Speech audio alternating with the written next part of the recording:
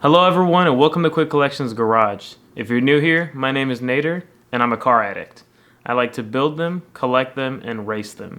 And so if you're into that kind of stuff, hit that subscribe button because I really need more friends on YouTube. Now today's episode is going to be around heated seat kits.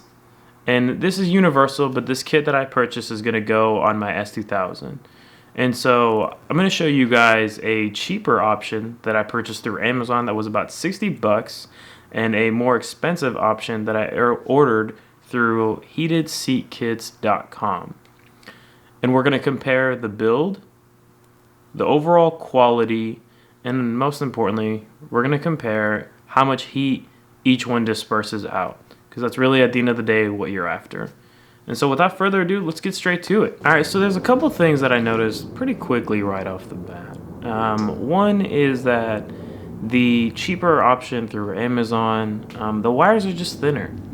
And so with the wires being thinner, that kind of concerns me a little bit about their capacity or capability of maybe burning up one day. That's kind of concerning to me. It's not a huge deal. I'm sure you don't need a lot of power to run heated seats.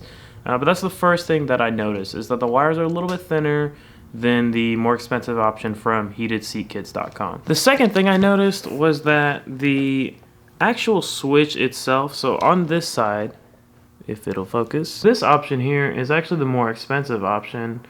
And it's hard to tell on camera because I can't get my damn camera to focus. There we go.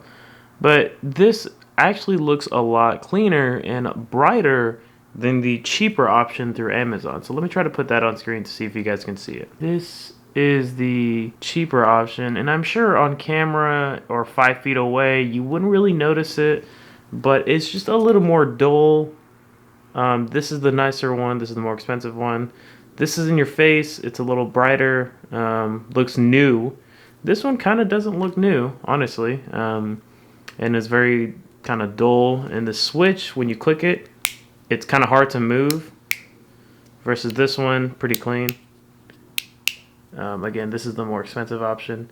But just something else I noticed right off the bat. And the second thing I noticed was that the more expensive option here has the heating elements that run all the way throughout the pad, versus on the cheaper option, they're gapped, and so it doesn't run all the way throughout the entire pad. Which, to me, it seems like a weird area to cheapen out on. Obviously, the whole point of the kit is to heat up the seats so you're more comfortable. So, again, the more expensive one has the actual heating elements all the way throughout it, where the cheaper one just has gaps in it here and here. And so now what I'm going to do is wire them up to the same car through the same wires to make sure that we get an accurate read of which one disperses more heat. And I've got a little heat gun, so that'll help us out in tracking the amount of heat that produces from these. Alright, so we're now ready to finally test the actual heated seat pads to see which one disperses more heat and how it actually compares versus our, let me show you 2012 Audi TT's heated seats. So we're going to compare, and I've got the same wires running to the positive battery from each pad itself. And so I've got a temperature gun. We're going to check the temperature on each pad, and then at the end we're going to test it versus a factory heated seat option from a 2012 Audi TT, just to see how it compares versus, factory options. Okay, let's get straight to it. Alright, so a couple things to note. Current temperature on the concrete is 64 degrees. Alright? It's around 64 degrees. Now let's turn on the pads and see what temperature they get to. And I'm going to do a quick time lapse of that as well, so we know how long it takes for them to get to that temperature. It's actually worth noting that I'm going to put it at the lowest setting first, and then we'll switch to the highest setting. See what the difference in heat is.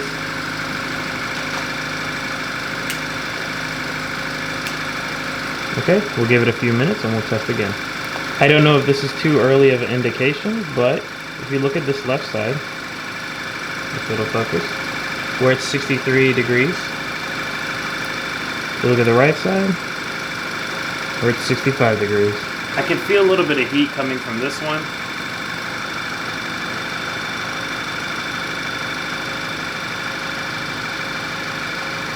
Not really sure if I feel heat coming from that one. Also, clearly we have a tick from the TT. Let's check again. 60 to 62. 61. We might be too far away. 66. 66. Well, I can already tell that the right one's heated up a little bit hotter. We're at 63, 62 still over here.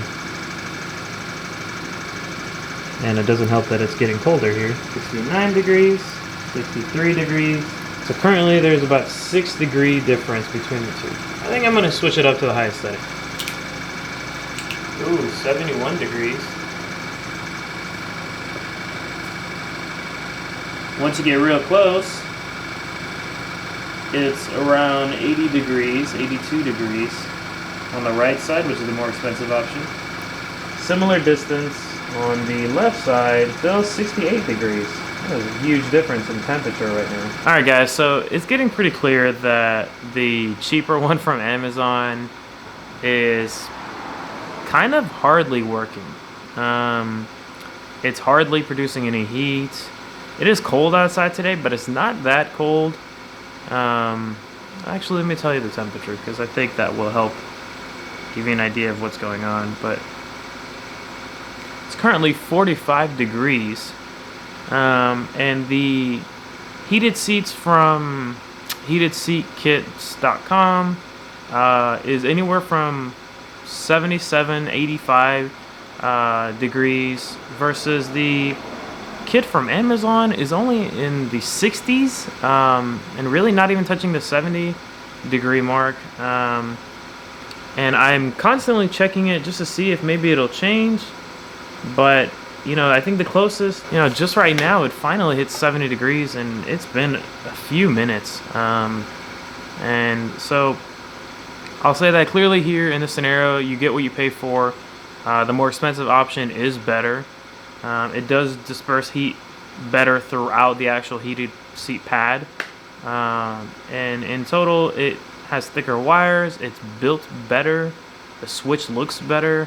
So if you're trying to not cheap out on the option and you actually want heated seats, I would definitely recommend the more expensive option here.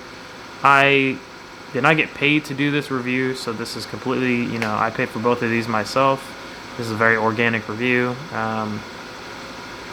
But I would definitely recommend going with a more expensive option. I think you'll be happier in the long run. Also forgot to mention that I did compare the more expensive option heat temps versus the Audi TT's heated seats, and it's actually almost exactly the same from a heated seat temperature perspective. So that's just something to note, that it is working like genuine products, genuine OEM products, and so that I think just helps me feel comfortable that what I paid for was worth it. So like I said, guys, go with the more expensive option. If you've got the money, it's well worth it. And thank you guys again for tuning in to Quick Collections Garage. If you guys want to see more on the S2000 build, on any one of the builds, comment below. Let me know what you want to see. And if you like this video, hit that like button. If you want to follow my stuff and follow car content and make a new friend, hit that subscribe button. And we'll go from there. Thank you guys again for tuning in, and I'll see you next time.